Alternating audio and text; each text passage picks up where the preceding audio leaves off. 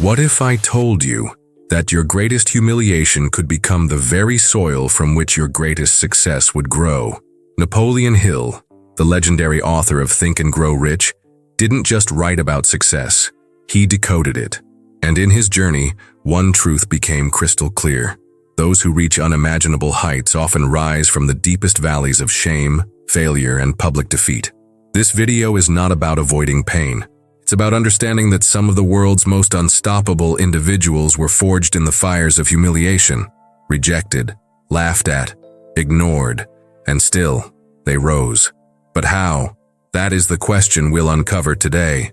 What are the habits, real, repeatable habits, of those who didn't just survive humiliation, but used it as a launchpad for greatness? Let's be honest. Humiliation feels like death to the ego. It's a stripping away of pride, an exposure of weakness, and often a very public fall. But in Hill's writings, we find a recurring theme. Success is not built in spite of hardship. It is built because of it. So here's the philosophical pivot that changes everything. Every adversity, every failure, every heartache carries with it the seed of an equal or greater benefit. Napoleon Hill. What if we stopped resisting humiliation and started mining it? You see, the people who rise aren't the ones who pretend the fall didn't hurt. They're the ones who extract meaning, develop discipline, and form new mental muscles in the shadow of that pain. And here lies our core thesis. Humiliation is not the end. It is the invitation. And those who answer it with courage, clarity, and new habits become the kind of people who cannot be broken, only refined.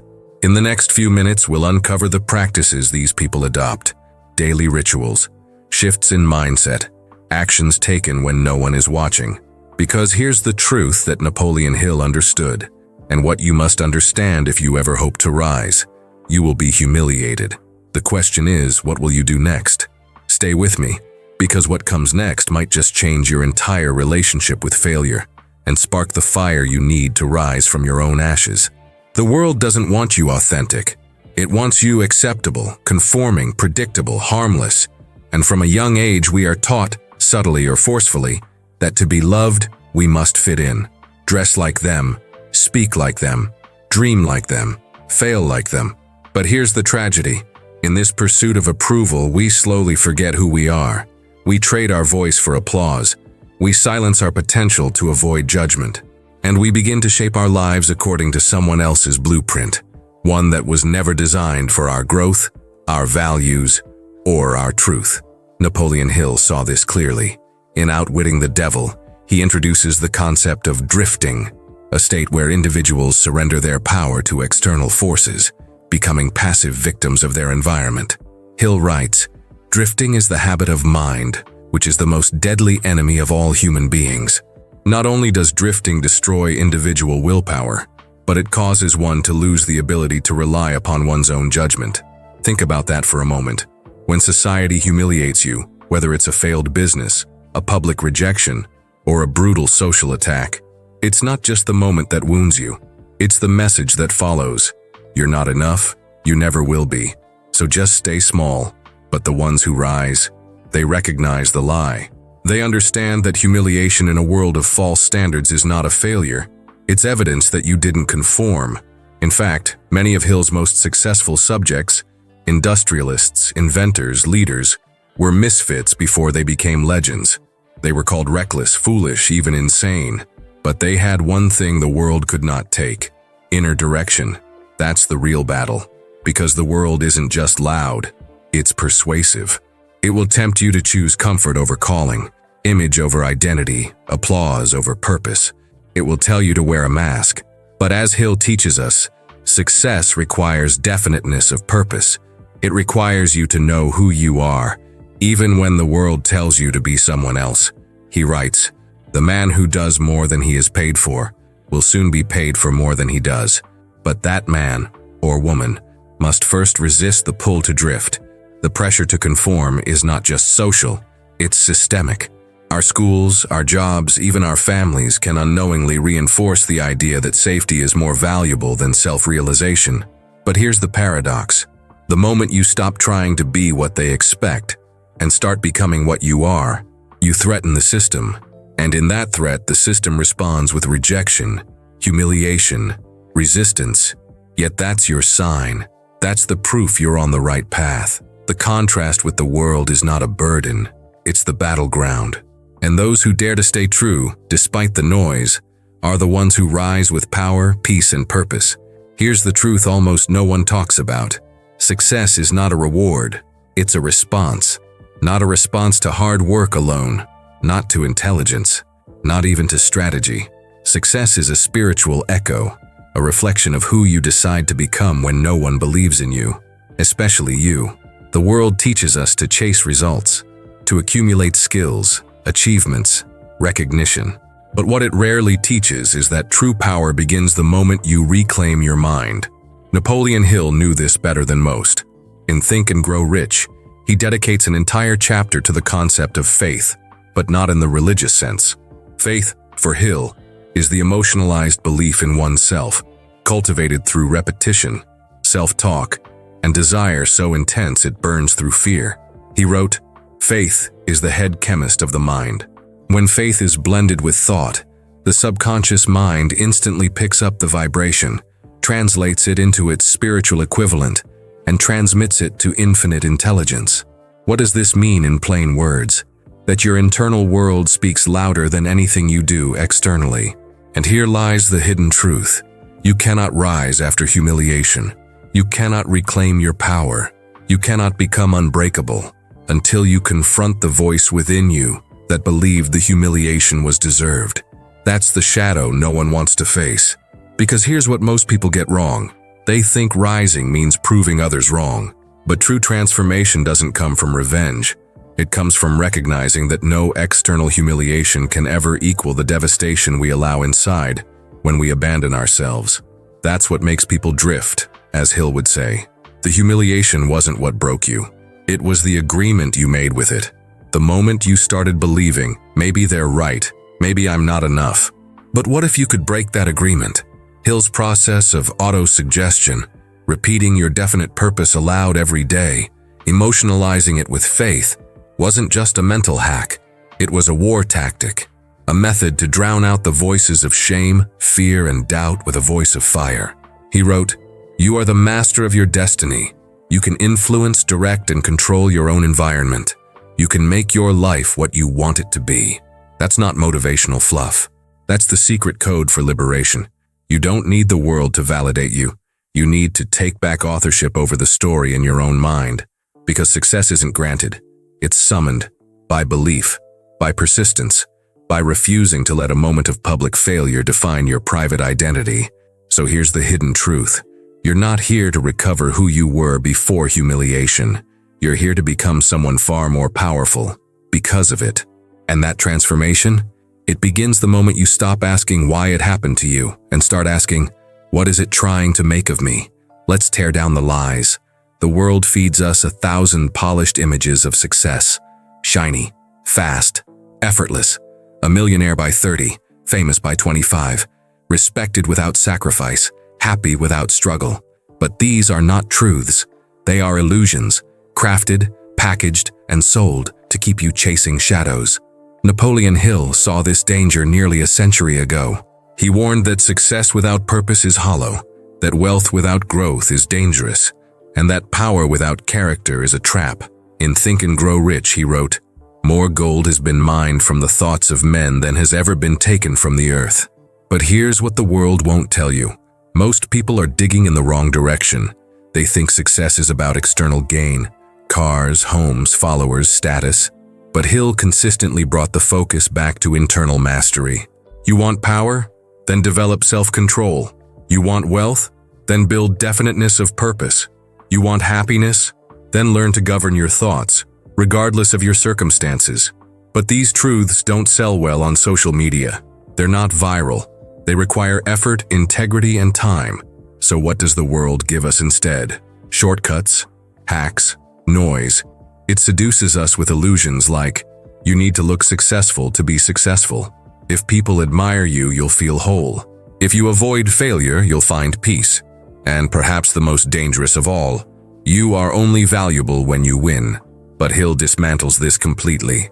In his lesser-known but powerful book, You Can Work Your Own Miracles, He flips the script on value. A man is never whipped until he quits in his own mind. In other words, your worth was never tied to outcome. It was always tied to conscious persistence, to your refusal to let illusions define your reality. The world's myths sound comforting, but they're cages. They make you believe that if you're not there yet, if you don't have the money, the status, the validation, then something is wrong with you. But Napoleon Hill's work tells a different story, that the richest people he studied failed more than anyone else, that the most powerful minds were often born from the most painful beginnings, that success is not a straight road, but a climb, filled with invisible lessons and necessary defeats. The illusion says, you'll be happy when, but the truth says you can be powerful now.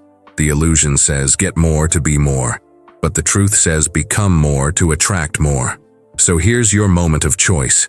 Will you keep chasing the world's fantasy of success, or will you start building something real within yourself?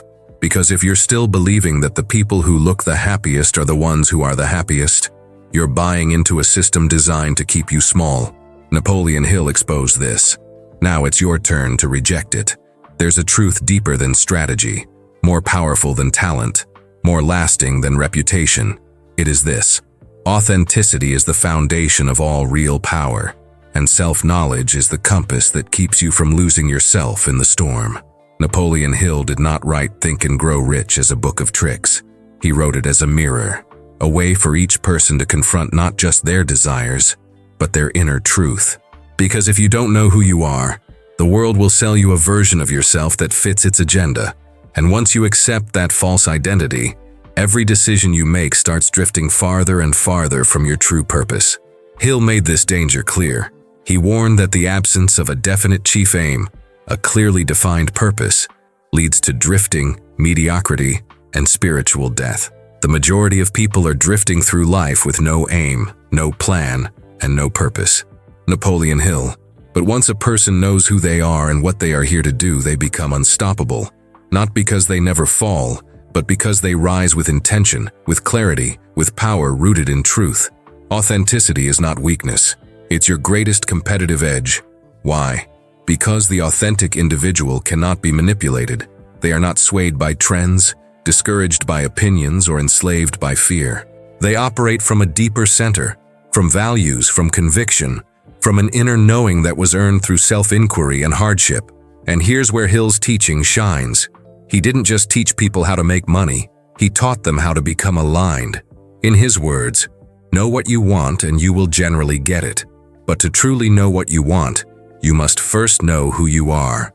And to know who you are, you must face the mirror with honesty. Ask yourself, what do I believe in even when it costs me? What do I stand for when no one is clapping? What am I willing to lose in order to not lose myself? These are not surface-level questions. They are the bedrock of self-leadership. And Hill understood, no one becomes truly powerful by imitation. Real success demands originality, not perfection, but presence. The more you align your external life with your internal values, the more powerful your impact becomes. And that's not just philosophy, it's observable. The people we remember, the people who shape history, the people who rise and stay risen, are those who had the courage to be fully, fiercely themselves. No mask, no pretending, no drifting. So as we close, return to this truth. Your value does not come from what you achieve. It comes from what you embody, from the clarity of your purpose, from the strength of your character, from the depth of your authenticity. Napoleon Hill didn't say success was easy, but he made it clear that the journey begins inside. And once you build that internal foundation, one of truth, alignment, and unshakable self-knowledge, the world can no longer define you. You define you. And that is the real power. So far, we've uncovered the truths. We've exposed the illusions. We've reclaimed authenticity as the source of true power. Now comes the essential question: how do you live this? Napoleon Hill didn't just give us theory. He gave us a blueprint, a method of transformation, a way to move from drifting to direction, from confusion to clarity, from weakness to personal power. Let's walk through 5 practical steps, rooted in Hill's teachings, that you can apply starting today. 1. Define your definite chief aim. This is the cornerstone. In Think and Grow Rich, Hill made it clear, there is one quality which one must possess to win, and that is definiteness of purpose, the knowledge of what one wants, and a burning desire to possess it. Take time to sit alone, no noise, no distractions, and ask, what do I really want to become? Not what others expect, not what looks impressive. What is your true desire? Once you define it, write it down, speak it aloud, repeat it daily. Your definite chief aim becomes your internal compass. Without it, you're drifting. 2. Master your inner conversation. Hill introduced the practice of autosuggestion, feeding the subconscious mind with intentional, empowered thoughts. He wrote, "You are what you are, because of the dominating thoughts which you permit to occupy your mind. The world will throw negativity at you, doubt, shame, fear. You must counter it with daily mental programming. Start with affirmations aligned with your chief aim. I am clear about who I am. I act with purpose and power. I refuse to drift, I choose my direction." This isn't about blind positivity. It's about consciously installing beliefs that support your authenticity. 3. Build a mastermind of alignment. Hill emphasized the power of the mastermind group, a small circle of aligned individuals committed to mutual growth. He said, "No two minds ever come together without thereby creating a third, invisible, intangible force, which may be likened to a third mind." Find people who support your real self, not your image. People who challenge you, hold you accountable, and reflect your highest values, not your fears. Alone, transformation is slow. Together, it becomes a force. 4. Act in the face of fear. Hill identified fear as the greatest obstacle to success, especially the fear of criticism, poverty, and rejection. He taught that courage is not the absence of fear, but the choice to move forward despite it. Every time you choose authenticity over approval, purpose over popularity, or truth over safety, you weaken the chains of fear. Hill wrote, "Fears are nothing more than a state of mind. Treat fear as feedback, not as a signal to stop, but as a sign you're on the edge of growth." 5. Close each day with reflection. Hill encouraged the practice of daily self-assessment. Each night ask yourself, was I aligned with my chief aim today? Where did I drift and why? What can I adjust tomorrow? This isn't about perfection. It's about becoming more aware, more intentional, and more authentic, one decision at a time. These 5 steps, clear purpose, intentional thought, aligned community, courageous action, and daily reflection, form the core of Hill's transformational philosophy. They are not abstract, they are practical, and when lived consistently, they produce a power no illusion can replicate. The power of someone who knows exactly who they are and lives it. 1. The law of burning desire. Essence. Humiliation breaks the weak, but it ignites the strong. What separates the two? A burning desire so intense that no external shame can extinguish it. Foundation. There is one quality which one must possess to win, and that is definiteness of purpose, the knowledge of what one wants, and a burning desire to possess it. Napoleon Hill. Example: Thomas Edison failed over 1,000 times before creating the electric light bulb. Each failure was a form of public humiliation, but his desire burned brighter than his setbacks. Application: write your desire in one clear sentence. Read it every morning and every night. Let it become the lens through which you interpret pain. Transition: but desire alone is not enough. It must be paired with a mind trained to see possibility, not limitation. 2. The principle of transmutation. Essence: emotions are energy. Pain is energy. Instead of suppressing it, those who rise transmute that energy into action, creativity, and growth. Foundation: the emotion of sex brings into being a state of mind.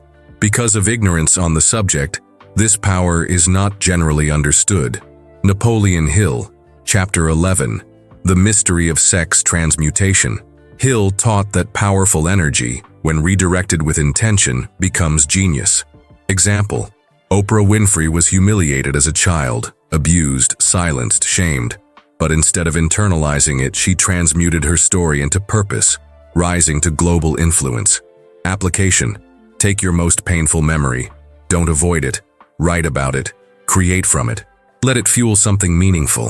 Transition: Of course, transmutation is impossible without another rare skill, the mastery of your internal dialogue. 3. The habit of inner dialogue. Mastery, essence. What you say to yourself after humiliation matters more than what anyone said to you. The ones who rise speak power into their own minds. Foundation. You become what you think about. Napoleon Hill. Example. After being fired and ridiculed, Walt Disney kept visualizing his dream of a magical world. He fed his inner world with belief when the outer world offered nothing but doubt. Application.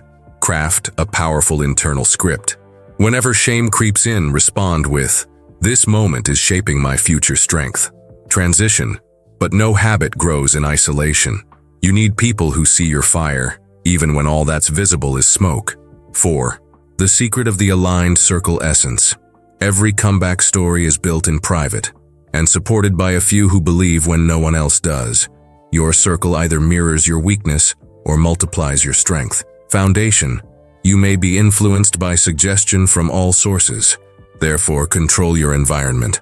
Napoleon Hill. Example. Hill himself interviewed over 500 successful men. Almost all of them attributed their rise in part to one or two mentors who helped reshape their thinking after major failures. Application. Audit your circle. Remove voices that echo your doubt. Invite in those who remind you of your truth. Transition. And finally, none of this matters if you don't return daily to the single most powerful practice of all. 5. The law of daily alignment essence. Greatness is not born in a single decision. It is forged in daily alignment with your purpose, values, and vision, especially when no one is watching. Foundation.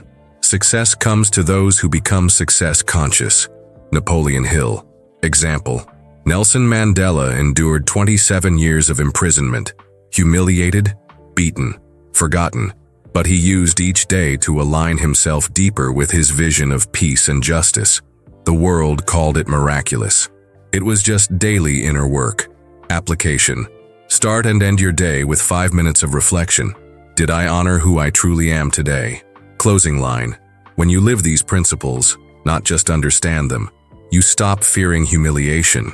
You start welcoming it as a signal that you're being refined, not ruined. Let me ask you something. When was the last time you truly listened to your own voice? Not the noise of social media, not the pressure of your family, not the expectations of a system that wants you to behave, produce, and conform.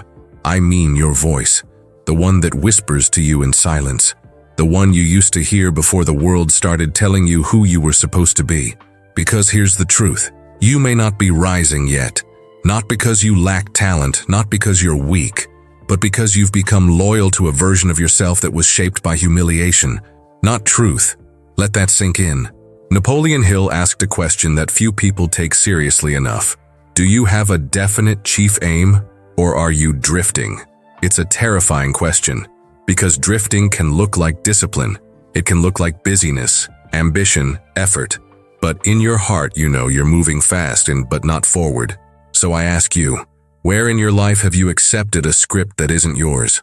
What part of your identity was built to please others instead of reflect your essence? Who would you be if humiliation had never shaped your story? Now go deeper. What if the very thing you're most ashamed of was the key to your power? What if the failure that silenced you was the fire that could refine you? That's not poetic talk. That's Hill's entire philosophy. He believed that adversity wasn't an obstacle. It was a test, a filter, a forge. He wrote, "Every adversity, every failure, every heartache carries with it the seed of an equal or greater benefit. But only if you're brave enough to search for the seed." So I'll provoke you again. Are you still waiting for permission to live boldly?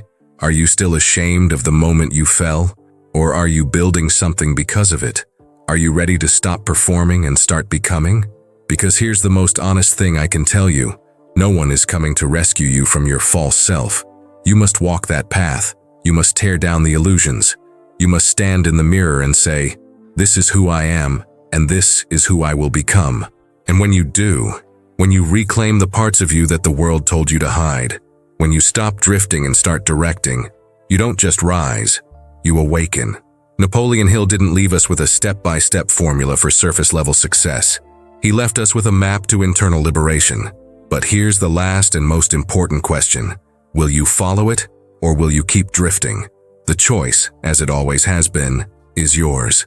You've made it this far, not just through a video, but through a journey, a confrontation with truth.